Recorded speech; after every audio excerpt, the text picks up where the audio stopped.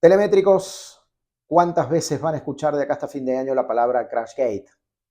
Si alguno está desconectado de esta realidad, que hoy está en los tribunales judiciales británicos siendo debatido, los pongo en autos rápidamente.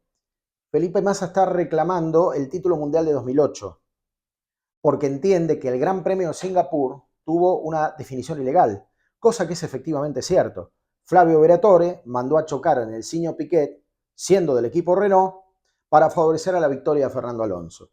La salida del auto de seguridad obligó a que todos los demás pararan, quedaran detrás de Fernando Alonso y Felipe Massa se quedara sin puntos en esa carrera, porque en esa detención tuvo un problema después con el repostaje de combustible.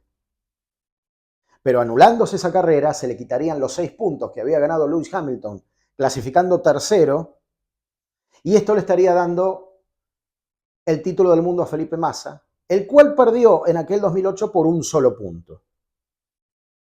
Bienvenidos, soy Adrián Puente, este es mi canal de YouTube, Telemétrico F1, y quiero decirles que esto es un tema fascinante. Parece difícil que algo cambie 17 años después, pero no deja de ser fascinante. Massa tiene la convicción de que algo hay que hacer. Como poco una indemnización que estaría arriba de los 80 millones de dólares. Parece difícil. Ahora, a mí se me ocurrió revisar en una definición tan apretada de campeonato si también Felipe Massa o Ferrari en aquel momento no fueron un poco cómplices de esta situación que se termina generando. No porque haya participado Ferrari en la ilegalidad de aquel Singapur 2008, sino porque además, en el transcurso del año, 18 fechas duraba el campeonato en aquella oportunidad, Ferrari y Felipe Massa perdieron ocasiones inmejorables para quedarse con el título del mundo. De hecho, el campeonato del mundo empieza en Australia. Felipe Massa se toca con David Coulthard, que en aquel momento el piloto escocés, ex subcampeón del mundo, corría con el equipo Red Bull. Massa termina abandonando por el golpe, estaba séptimo, pierde 2 puntos como consecuencia de ese séptimo lugar dejado de lado. En aquel momento la escala de puntos era 10 para el ganador, 8 para el segundo, 6 para el tercero, 5, 4, 3, 2, 1. La escala de puntos era diferente a como es hoy. Clasificaban o ganaban puntos los primeros 8. Segunda carrera, Malasia, se equivoca Massa.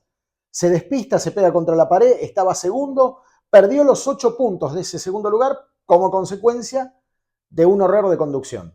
A cualquiera le puede pasar, pero ustedes piensen ya en un campeonato que se terminó definiendo por un solo punto lo que vale esto. ¿Es lo único? No es lo único. En Mónaco iba primero, termina tercero. Pista mixta, yo digo pista mixta, aquella que estaba un poco mojada, un poco seca, salía el sol, volvía a llover, y en ese contexto, con un piloto que no se destacaba muy especialmente por hacer grandes proezas en la lluvia, se despista, pierde el primer lugar, y en vez de ganar 10, termina ganando 6, los que otorgaba el tercer puesto en ese momento.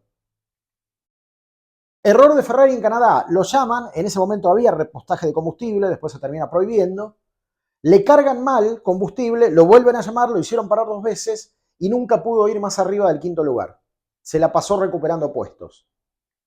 Reino Unido, si hay una responsabilidad superior y mayúscula en todo este proceso que le termina restando puntos a Felipe Massa en 2008, son los 5 trompos que hizo en Silverstone. Otra vez, pista mixta, la pista un poco mojada, un poco seca, tan típico del Reino Unido.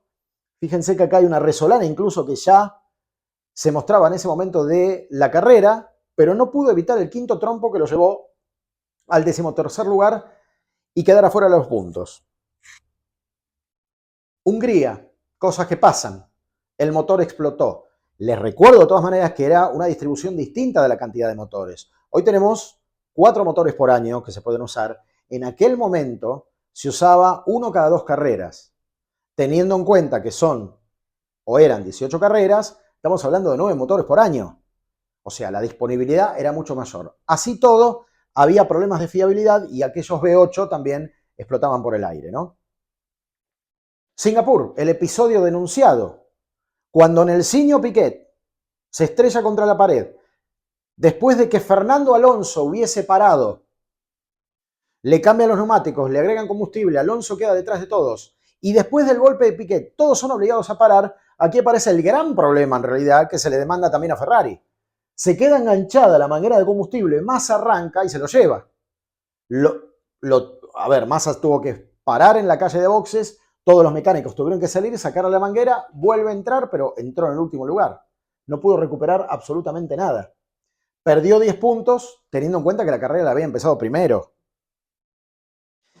Esto es lo que Massa básicamente está objetando, ¿no? La situación que promovió esta parada en los boxes. Detención de Alonso, golpe de Piquet, safety car para todos, Alonso primero.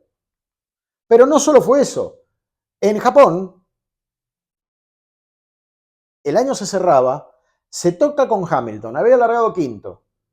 Llegó séptimo y pierde 2 puntos y además fue penalizado porque la maniobra del contacto con Lewis Hamilton, miren cómo cortó la curva, de una manera totalmente ilegal. Acá, bueno, hay otro error de conducción de Felipe Massa.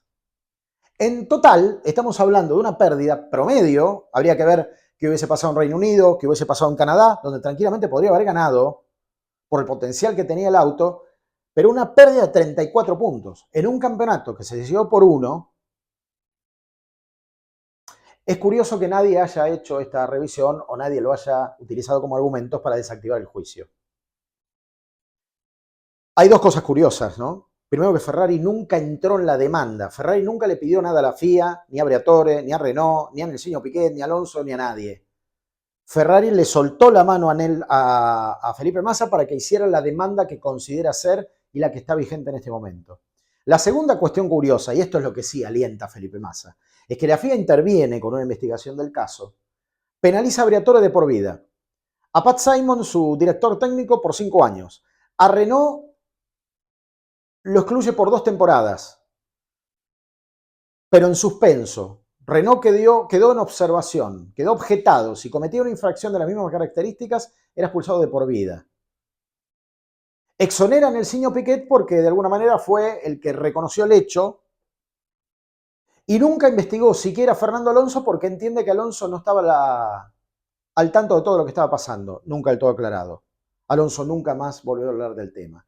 Participan los tribunales franceses, perdonan a Briatore, le permiten la reincorporación a la Fórmula 1, le bajan la pena a Pat Simon, no solo eso, sino que además los dos cobran indemnizaciones, de poca monta, pero indemnizaciones al fin, y Renault obviamente siguió como si nada hubiese ocurrido en la Fórmula 1 al año inmediato posterior.